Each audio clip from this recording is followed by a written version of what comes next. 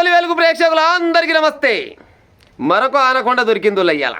Anaconda అంటే అనకొండే, rice Miller కాదు, ఈడు రైస్ మిల్లర్ కాదు, అనకొండ అంట. ఈ మొదటి పేరు ఏం పేరంటే బండారు మారుతి అంట. 132 కోట్ల రూపాయల 132 కోట్ల రూపాయల విలువైన ధాన్యాన్ని బుక్కినట్ట ఈ నాలుగుమయ. ఇక తిడితేనేమో తిట్టినట్టు కానీ 132 కోట్ల రూపాయల ధాన్యాన్ని మింగితే ఎట పాడేసి వస్తున్న ఆయన నాకు అర్థం కాదు. కానీ ఇట తరగబడ్డారు ఎవరో ఈ తెలంగాణ రాష్ట్రంలో ఈ దరిద్రులంతా.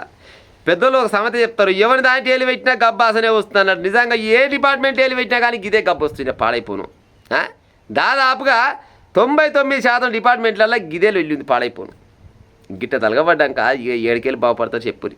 పేదోళ్ళు తినే బియ్యాన్ని కూడా గిట్ట తలగబడితే మీరంతా పాడైపోను. ఇంకా చక్కదనాల రాజశేఖర రెడ్డి పడేలు ఎక్కిండు, ఏది మరి హెలికాప్టర్ మీరని ఎక్కిన బాగుడు, పాడైపోను. మీరు అందరూ వనాడు ఎక్కి కట్టగడుకుని ఏటంకల పడక్కన వెళ్ళిపోతే ఈ తెలంగాణకు పెట్టిన దరిద్రం పోనేమో, పాడైపోను.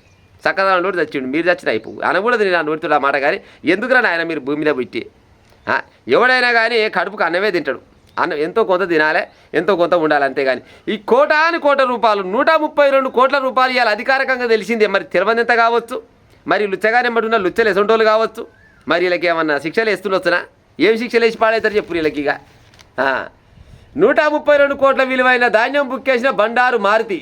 సుల్తానాబాదు ఇల్లంతకుంట అంట. సుల్తానాబాదు ఇల్లంతకుంట జమ్మికుంటలో క్రిమినల్ కేసులు. పీడీ యాక్ట్ పెట్టి చెర్రపల్లి జైలుకు తరలించిన పోలీసులు. సంవత్సరం దాకా కలనే పంటని ఏర్పడమే మళ్ళీ బయటికి వెళ్ళేవు. పీడీఎస్ బియ్యం దారి మళ్లించిన 11 మంది పైన కూడా పీడీ యాక్ట్ అంట. రాష్ట్రంలో 2388 రైస్ మిల్లల్లో 4235 కోట్ల సీఎంఆర్ బకాయిలు. వీళ్ళు ఇస్తలేరు. ఇక ఈ గవర్నమెంట్ కట్టాల్సినవి కట్టరు. ధాన్యం తీసుకుంటారు, ఒడ్లు బియ్యం పట్టిస్తారు, బియ్యం పట్టించి ఈయన సగం మొత్తం కాల్ చేస్తుంది. మరి గిసోంటోళ్ళ పైన ఎలాంటి చర్యలు ఉన్నాయి, ఎలాంటి చట్టాలు పనిచేస్తాయి? అసలు పోలీసు వాళ్ళు అంటే వీళ్ళకి భయం ఉండొచ్చునా? పోలీసు వాళ్ళు అంటే భయం ఉంటే ఈ పని చేస్తారులా. ఎన్నడో ఓనాడు పోలీసులో దొరుకుతాం, పోలీసులు దొరికితే మా బొక్కత వలగొడతారా నాయన అని ఆలోచన ఉండొచ్చు. వీళ్ళకు భయం ఉండొచ్చునా? పోలీసు వాళ్ళని పోలీసు ఉద్యోగం చేస్తే ఈ బాధ ఉంటుందా? ఈ మధ్యకాలంలో పోలీసుల ఉద్యోగం చేస్తలేరు నాకు తెలిసి. సరే పోలీసు సార్లు మీరేమని అనుకోరు, కానీ ఏ ఒక్క పోలీస్ ఆఫీసర్ అన్నా నిజంగా ఏదన్నా గట్టిగా ఉద్యోగం చేద్దాం అనగానే ఆయన ఒక వారు ఫోన్ చేస్తాడు, ఆడు మనోడే సార్ పక్క పెట్టు అనగానే ఆయన మాట వినాలి. ఆయన మాట వినకుంటే మళ్ళీ రేపు పర్సన్ నాకైతే పోలీసు వాళ్ళని పోలీసు ఉద్యోగం చేయిస్తలేరు రాజకీయ నాయకులు. అది గత ప్రభుత్వం కావచ్చు, ఈ ప్రభుత్వం కావచ్చు. మరి 132 కోట్ల రూపాయల ధాన్యాన్ని బుక్కిండంటే ఈయనకి ఏం శిక్ష చేస్తుండొచ్చు? పీడీ యాక్ట్ కింద కేసు పెట్టారు. మళ్ళీ తర్వాత బయటికి వెళ్ళాడు. ఎన్నడో ఓనాడు 90 రోజుల సంవత్సరం ఉంటారు కదా, అందులో పాడైపోను. ఆ తర్వాత అయితే బయటికి వెళ్తారు కదా. మరి బయటికి వెళ్ళినాక మళ్ళీ ఏం పని చేస్తారంటే మళ్ళీ ఎవరు ఏంటంటే మునుపటాడే మళ్ళీ గదే పాత పని చేయాలి. ఇసవంటోళ్లకు చట్టాలపైన ఒక భయం అనేది ఉండాలి. లాగుల్లో తొండలు దొరుకుతా అంటాడు రేవంత్ రెడ్డి పడేలా. లాగుల్లో తొండలు దొడిగేది గిసొంటోనికి దొడుగురి. ఈ రైస్ మిల్ అయితే నిన్నవన్న గాడు పోలీస్ ఆఫీసరు 200 కోట్లు మింగిడు, అంతకంటే ముందు ఇంకోటి కోట్లు మింగిడు. ఈ కోట్ల రూపాయలు మింగుతురు కదా.